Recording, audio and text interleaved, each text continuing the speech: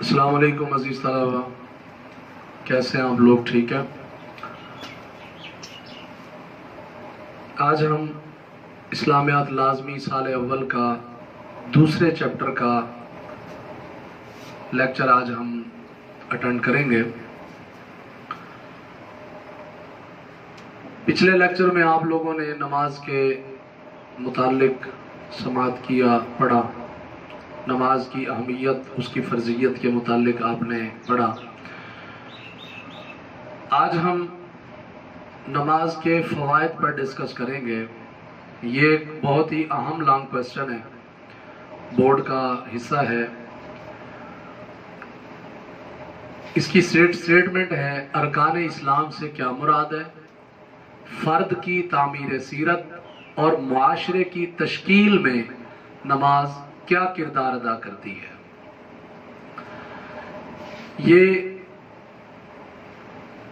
یہاں آپ نے غور کیا ہوگا، فرد کی تعمیر سیرت اور معاشرے کی تشکیل۔ آپ سمجھ گئے ہوں گے کہ اس سوال کے اندر کیا پوچھا جا رہا ہے۔ فرد کی تعمیر سیرت میں نماز کیا کردار ادا کرتی ہے، اسی طرح معاشرے میں نماز کیا کردار ادا کرتی ہے، اس پر ذرا غور کریں۔ فرد سے مراد ہے ایک شخص، چاہے وہ مرد ہو یا عورت ہو، انفرادی طور پر ایک شخص کی سیرت میں نماز کیا نمایاں کردار ادا کرتی ہے۔ شخص کی تعمیر سیرت یعنی اس کی سیرت کو نکھارنے میں، اجاگر کرنے میں نماز کیا کردار ادا کرتی ہے۔ اسی طرح معاشرے کی تشکیل یعنی افراد کا جو مجموعہ ہوتا ہے معاشرہ، اس کی تشکیل میں نماز کے کیا فوائد اور اثرات ہیں۔ یہ تو ہم نے سمجھ لیا۔ بورڈ کے اندر یہ سٹیٹمنٹ بھی آ سکتی ہے، اس کے علاوہ اس کو مختصر کر دیں، اس طرح بھی آ سکتی ہے کہ نماز کے انفرادی و اجتماعی فوائد لکھیں۔ انفرادی اور اجتماعی یعنی فرد کی تعمیر سیرت سے مراد انفرادی، معاشرے کی تشکیل سے مراد اجتماعی۔ یہ نماز کے فوائد پوچھے جا رہے ہیں۔ اچھا، ارکان اسلام سے کیا مراد ہے؟ ارکان اسلام آپ اس چیپٹر کے شروع میں پڑھ چکے ہیں۔ ارکان اسلام سے مراد دین کے وہ بنیادی اعمال و اصول ہیں جن پر دین کی عمارت قائم ہے۔ وہ کون سے ہیں؟ کلمہ شہادت، نماز، روزہ، زکوٰۃ، حج۔ یہ آپ نے شروع میں پڑھے۔ تو ان ارکان اسلام کے اندر جو ہم نے ترتیب سے پڑھے تھے، سب سے پہلے کلمہ شہادت، وہ آپ اس کا لیکچر لے چکے ہیں۔ اس کے بعد دوسرے نمبر پہ نماز ہے، تو اس نماز کا لیکچر آج ہم لیں گے۔ تو پیارے بچوں، آئیے ہم اس کے فوائد کی طرف چلتے ہیں کہ نماز، ٹاپک آپ نے ذہن میں رکھنا ہے۔ ٹاپک کیا ہے ہمارا؟ نماز کے فوائد کیا ہے، یعنی نماز پڑھنے سے انسان کو کیا فائدہ ملتا ہے، نماز پڑھنے سے انسان کی سیرت پر کیا نمایاں اثرات مرتب ہوتے ہیں، انسان کی زندگی پر، انسان کے انفرادی ماحول میں یا اجتماعی نماز کے فوائد کیا ہوتے ہیں۔ آئیے سب سے پہلے ہم دیکھتے ہیں، پہلا فائدہ جو ہے وہ ہے بندگی کا احساس۔ بندگی کا احساس یعنی جب بندہ نماز پڑھتا ہے تو اسے محسوس ہوتا ہے کہ میں جس رب کا بندہ ہوں اسی کی عبادت کر رہا ہوں۔ تو جو شخص نماز ادا کرتا ہے اسے اپنے رب کی بندگی کا احساس ہوتا ہے، اسے پتہ چلتا ہے کہ میں اپنے رب کا بندہ ہوں اور اس کی بندگی جو ہے میں نے کرنی ہے۔ بندگی کا احساس اسے ہوتا ہے، جس سے اس کا ماحول بہتر سے بہتر بن جاتا ہے اور اس کے ذہن میں بھی اس کی جو اللہ تعالیٰ کی بڑائی ہے، کبریائی ہے، وہ اسے محسوس ہوتی ہے۔ اسی طرح انسان کے اندر ایک عادت بن جاتی ہے، نماز پڑھنے سے انسان کی ایک عادت بن جاتی ہے جس کو فطرت ثانیہ کہا جاتا ہے۔ فطرت آپ سمجھتے ہیں کہ انسان جب پیدا ہوتا ہے تو اس کی پیدائش سے ہی اس کے اندر ایک عادت اور فطرت اور جبلت سی اس کے اندر پیدا ہو جاتی ہے. لیکن جیسے ہی انسان نماز شروع کرتا ہے، نماز کی پابندی کرتا ہے، تو اس کی جس طرح اس کی ایک فطرت اولا تھی، یعنی اللہ کی طرف سے جو ابتدائی اس کی فطرت تھی، اسی طرح کی اس کی فطرت ثانیہ بن جاتی ہے، دوسری فطرت بن جاتی ہے. یعنی نماز جب تک وہ نہ پڑھے اسے سکون اور چین نہیں آتا. جیسا کہ ایک شخص کی فطرت ہے جھوٹ بولنا، ایک شخص کی فطرت ہے سچ بولنا، ایک شخص کی فطرت ہے اچھے اخلاقیات، تو وہ اس کی عادت بن جاتی ہے، اس کی فطرت بن جاتی ہے. تو جب تک وہ اپنی عادت پوری نہیں کرتا تو اسے سکون اور چین نہیں آتا. اسی طرح نماز بھی اس کی فطرت ثانیہ بن جاتی ہے. جب تک وہ نماز نہیں پڑھتا تب تک اسے چین، سکون اور اطمینان نہیں آتا. گویا نماز کا ایک فائدہ یہ ہوتا ہے کہ انسان کی عادت جو بھی ہو اس کے ساتھ ساتھ نماز بھی اس کی عادت بن جاتی ہے. تیسرے نمبر پہ ہم چلتے ہیں، قرب الہی کا احساس.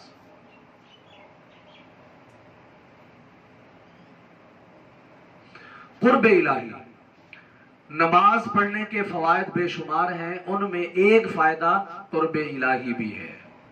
قرب الہی جب انسان اللہ کی عبادت کرتا ہے، نماز پڑھتا ہے، رکوع سجدہ، قیام رکوع سجدہ، جب سجدے کی حالت میں جاتا ہے تو اس کو ایک خاص کیفیت محسوس ہوتی ہے، اس کے اندر ایک خاص حالت پیدا ہو جاتی ہے جس کو قرب الہی کہا جاتا ہے. گویا وہ یوں محسوس کرتا ہے کہ میں اپنے رب کے قریب ہو چکا ہوں. ایک حدیث پاک بھی ہے، نبی پاک صلی اللہ علیہ وآلہ وسلم نے فرمایا کہ نماز اس انداز سے ادا کرو، اس کیفیت میں ادا کرو، یوں محسوس کرو کہ تم اپنے رب کو دیکھ رہے ہو. تو گویا جو اپنے رب کو دیکھ رہا ہو تو پھر اس سے بڑا قرب اور کیا ہوگا. نماز اس نیت سے پڑھو، اس حالت میں پڑھو کہ تم اپنے رب کو دیکھ رہے ہو. اگر تم یہ کیفیت نہ بھی بنا سکو، اگر تم اپنے رب کو نہیں دیکھ رہے، یہ کیفیت تمہارے اندر پیدا نہیں ہو رہی، تو کم از کم اپنی یہ کیفیت بنا لو کہ تمہارا رب تمہیں دیکھ رہا ہے. تو یہ دونوں حالتیں، دونوں کیفیتیں قرب الہی کا احساس دلاتی ہیں. اسی طرح وہ ایک حدیث پاک آپ نے اسی ٹاپک کے اندر آپ نے پڑھی، نماز کے فوائد کے اوپر جو ٹاپ پہ جو حدیث لکھی ہوئی ہے کہ نماز قرب الہی کا مؤثر ترین وسیلہ ہے. جب بندہ نماز پڑھتا ہے تو اپنے رب کے قریب ہو جاتا ہے. جیسا کہ وہ حدیث پاک آپ نے پڑھی کہ ان احدکم اذا صلی یناجی ربہ، جب تم میں سے کوئی شخص نماز ادا کرتا ہے گویا وہ اپنے رب سے کرتا ہے، اپنے رب سے بات چیت کرتا ہے. تو یہ ہے قرب الہی. یہ نماز کے فوائد بیان ہو رہے ہیں، نماز کے فوائد میں ایک فائدہ قرب الہی ہے. آگے چلتے ہیں، گناہوں کی بخشش.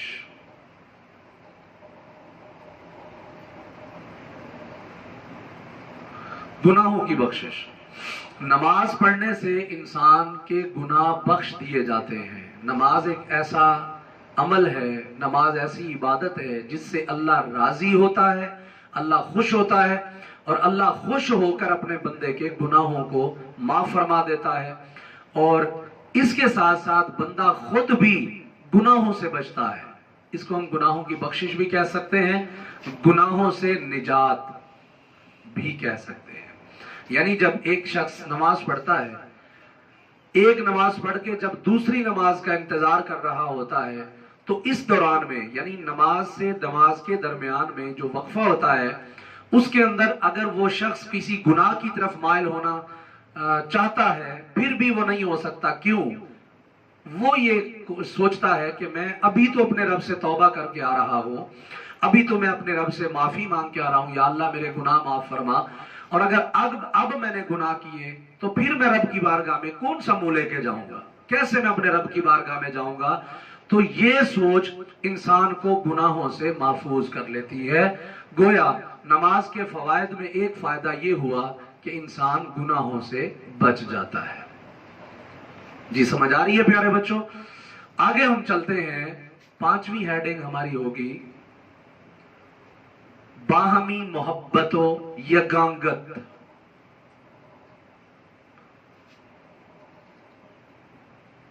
बाहमी मोहब्बतो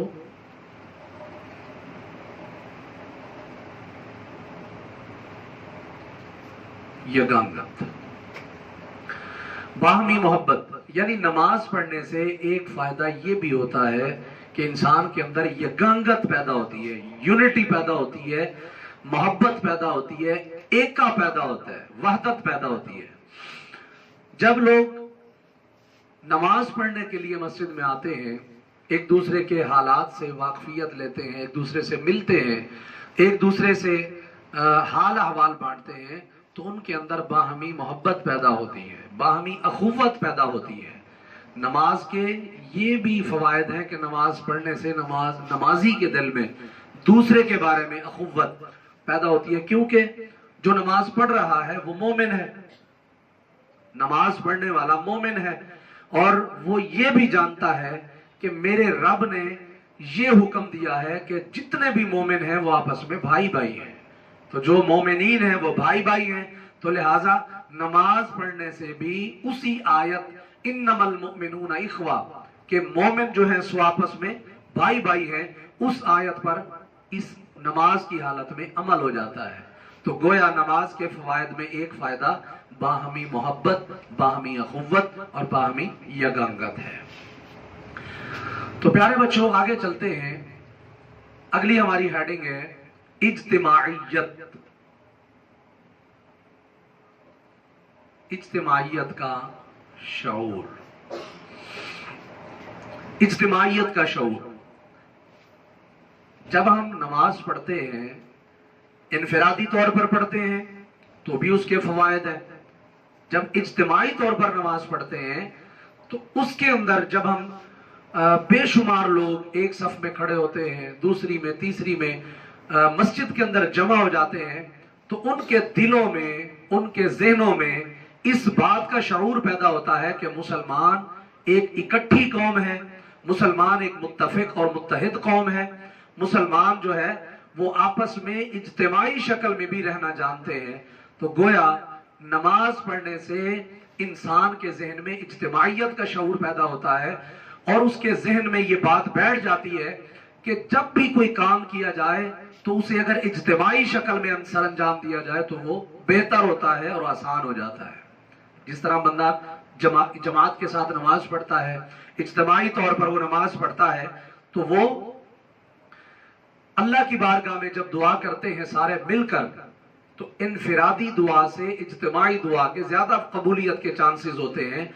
तो लिहाजा उस शख्स के जहन में इज्तिमाइयत का शऊर पैदा हो जाता है। इसी तरह अगली हमारी हेडिंग है अमली मुसावात।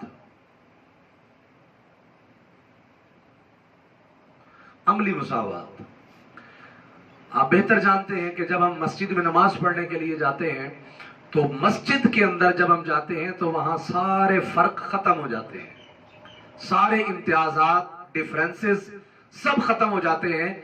वहां पर सिर्फ एक ही बात होती है कि सारे मुसलमान हैं, सारे रब के बंदे हैं, और वो एक ही सफ में खड़े हो जाते हैं, जिससे सारे इम्तियाजात और फर्क वगैरह जो है वो खत्म हो जाते हैं। कोई बड़ा है, कोई छोटा है, कोई अमीर है, कोई गरीब है, कोई काला है, कोई गोरा है, वो सारे के सारे एक ही सफ में खड़े होते हैं, जिससे दुनिया के लोगों को ये पैगाम पहुंच रहा होता है कि इस्लाम इत्तेहाद का नाम है, इस्लाम किसी फर्क का नाम नहीं बल्कि इस्लाम मसावात का नाम है। इसी बात को अल्लाह ने अपने अल्फाज में यूं बयान किया कि एक ही सफ में खड़े हो गए महमूद व अय्यास, ना कोई बंदा रहा ना कोई बंदा नवाज। गोया नमाज हमें यह दर्स देती है, कोई गरीब है या अमीर है, वो एक ही सफ में खड़ा होगा। ये नहीं है कि अमीरों के लिए अलग से सफ हो, गरीबों के लिए अलग से सफ हो, नहीं। हमारा इस्लाम एक इकाई का और यगांगत का, इत्तेहाद का और मुसावात का दर्स देता है। आगे हमारी हेडिंग बनेगी इज्तिमाई नमाज का सवाब या इज्तिमाई नमाज की फजीलत। इज्तिमाई नमाज,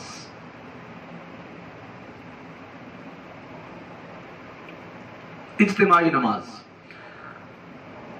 अकेले नमाज पढ़े तब भी फायदा है, इज्तिमाई नमाज पढ़े तब उससे ज्यादा फायदा है।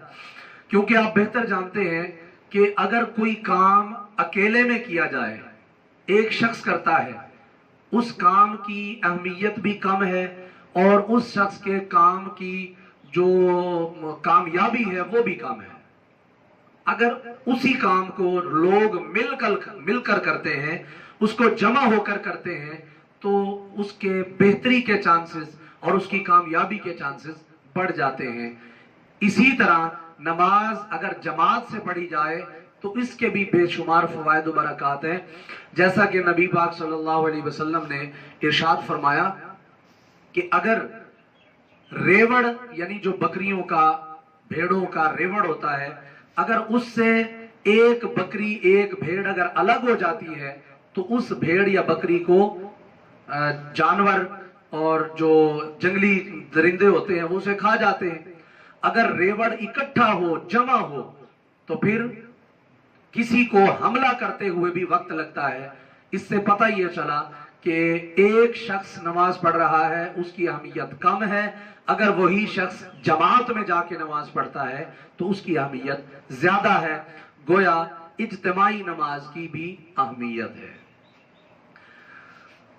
आगे फिक्री वहदत। फिक्री वहदत, फिक्री वहदत क्या होती है? फिक्र कहते हैं सोच को, वहदत एक। यानी जब हम नमाज पढ़ने मस्जिद में जाते हैं तो तमाम लोगों की सोच जो है वो भी एक बन जाती है। यानी गुर्बत, अमारत, इंसान की जो गुर्बत है या अमारत है उसका भी फर्क महसूस होता है। इंसान जब नमाज इज्तिमाई शक्ल में अदा करता है तो उसके ज़हन, तमाम लोगों के ज़हन जो है वो एक जैसे बन जाते हैं। उनको इस बात का फायदा होता है कि उनके ज़हनों में शैतानियत या बाकी वसवसे जो हैं वो ख़त्म हो जाते हैं और उनकी फिक्री वहदत उनके अंदर पैदा हो जाती है। वो लोग एक सोच बना लेते हैं कि हम उस रब के बंदे हैं जिसने हमें पैदा किया है, और उनकी ये भी सोच पैदा हो जाती है कि हमने उसी रब की इबादत करनी है, उसी रब को झुकना है, उसी रब के आगे सर झुकाना है। इसी तरह अगली हमारी हेडिंग है तरगीब व तहरीस।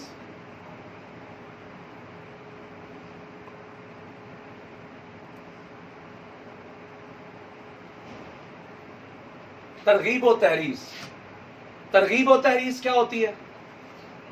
तरगीब व तहरीस से मुराद है रगबत दिलाना और हिर्स पैदा करना, और हिर्स पैदा करना। यानी नमाज का एक फायदा ये भी होगा कि नमाज पढ़ने वाला जब मस्जिद में जाएगा, नमाज पढ़ने की तैयारी करेगा, वो लोग, वो हबाब, वो हजरात, वो लोग जो नमाज नहीं पढ़ते, जो लोग नमाज अदा नहीं करते, वो जब देखेंगे कि ये तो नमाज पढ़ने जा रहा है, ये नमाज अदा कर रहा है, या बेनमाजियों के सामने जब कोई शख्स नमाज पढ़ता है तो बेनमाजी को भी शर्म आती है, उसे भी ये एहसास पैदा होता है कि यार ये भी मुसलमान है, मैं भी मुसलमान हूं, ये तो नमाज पढ़ रहा है, मैं क्यों नहीं पढ़ रहा। तो हो सकता है कि उस बेनमाजी के दिल में तरगीब पैदा हो, रग़बत हो, मोटिवेशन हो, उसे वो नमाज अदा करेगा और इस बात का हिर्स उसके अंदर आ जाता है कि यार ये तो नमाज पढ़ के सवाब हासिल करेगा, उसे भी सवाब हासिल करने का लालच और हिर्स और तमा आ जाता है। इस नीयत से वो नमाज पढ़ना शुरू कर देता है। तो नमाज पढ़ते पढ़ते वो एक दिन आता है कि वो باقاعدہ طور پر نمازی بن جاتا ہے۔ اسی طرح یہ تو تھے نماز پڑھنے کے فوائد۔ اچھا، ایک فائدہ اور بھی ہے، نماز پڑھنے سے انسان میں اجتماعی نظم و ضبط آ جاتا ہے۔ جس طرح نماز کا ایک طریقہ ہے، بڑے قواعد کے ساتھ، قوانین کے ساتھ نماز ادا کی جاتی ہے، اجتماعی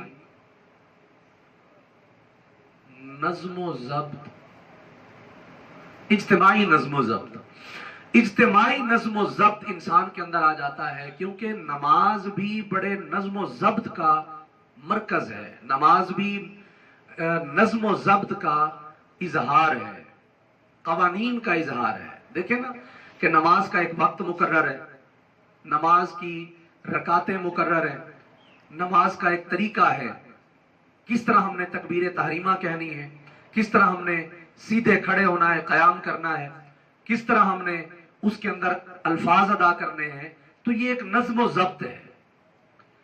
انسان جب نماز ادا کرتا ہے تو اس کے اندر نظم و ضبط کی عادت پیدا ہو جاتی ہے، نظم و ضبط کا شعور پیدا ہو جاتا ہے، تو انسان باقی کام بھی نماز کی طرح بڑے نظم و ضبط سے ادا کرتا ہے۔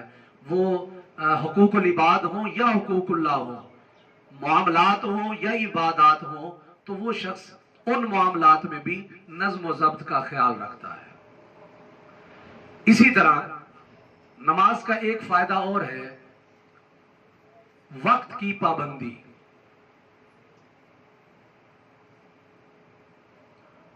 نماز پڑھنے سے انسان میں وقت کی پابندی کا شعور پیدا ہوتا ہے، کیونکہ نماز وقت پر، مقرر وقت پر فرض کی گئی ہے۔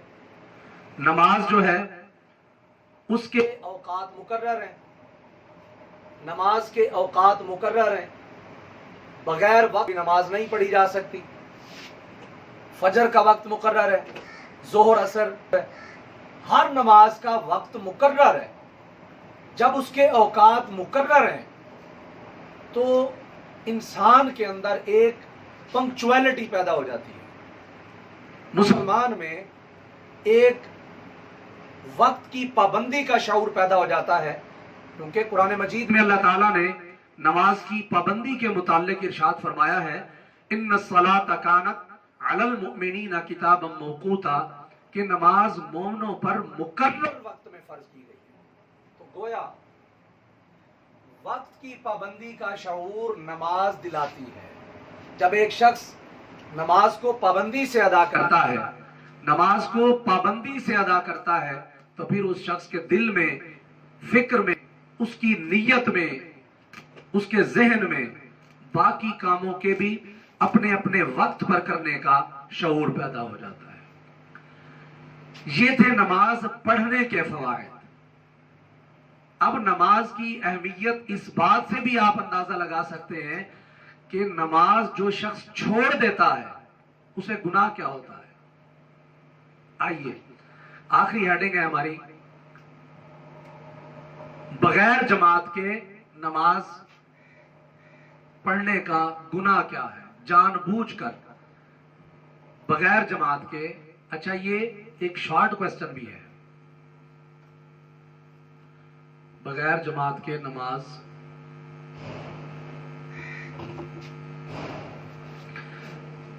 اس کو ہم یوں بھی ہیڈنگ بنا سکتے ہیں،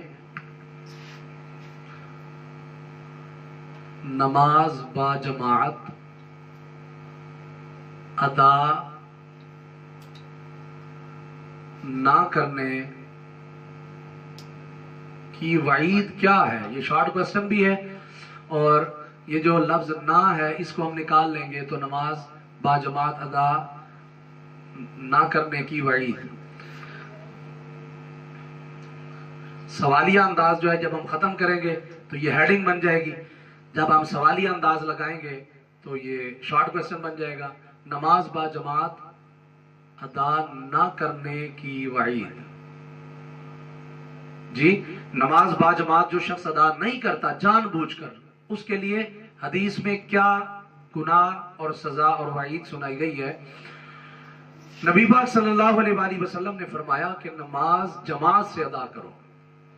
हाँ, खुदा ना खास्ता अगर कोई मजबूरी है, किसी किस्म की कोई ज़रूरी काम है, कोई ख़ास मजबूरी है जिससे आप नमाज बाजमात अदा नहीं कर सकते, तो वो माफ़ी है। लेकिन अगर जानबूझकर अगर नमाज अदा नहीं करते, जानबूझकर जमात को छोड़ देते हैं, पाक सल्लल्लाहु अलैहि वसल्लम ने इसके लिए बड़ी सख्त वईद बयान फरमाई है। आप देखें आखिरी हेडिंग है, नबी पाक अलैहिस्सलाम ने फरमाया कि अगर मुझे तुम्हारे घर वालों का, बीवी बच्चों का, बूढ़ों का अगर मुझे डर न होता तो मेरा दिल ये करता है कि जो लोग बाजमात नमाज अदा नहीं करते मैं उनके घरों को आग लगा दूं। अब जरा गौर करें कि कितना बड़ा ये सख्त हुक्म है। हालांकि नबी पाक सल्लल्लाहु अलैहि वसल्लम तो रहमतुल लिल आलमीन है, अपनी उम्मत के लिए बड़े रहीम व करीम हैं, बड़े शफीक हैं, बड़ी रहमत वाले हैं, बड़े लुत्फ व करम वाले हैं। लेकिन इसके बावजूद सारे मामलात अपनी जगह, रहमत अपनी जगह, शफकत अपनी जगह, लुत्फ व करम अपनी जगह, लेकिन जो शख्स नमाज बाजमात अदा नहीं करता तो नबी पाक सल्लल्लाहु अलैहि वसल्लम का उस शख्स के लिए ये फरमान इबरत निशान है कि जो शख्स जानबूझकर बाजमात नमाज अदा नहीं करता, मेरा दिल ये करता है कि मैं उसके घर को जाके आग लगा दूं।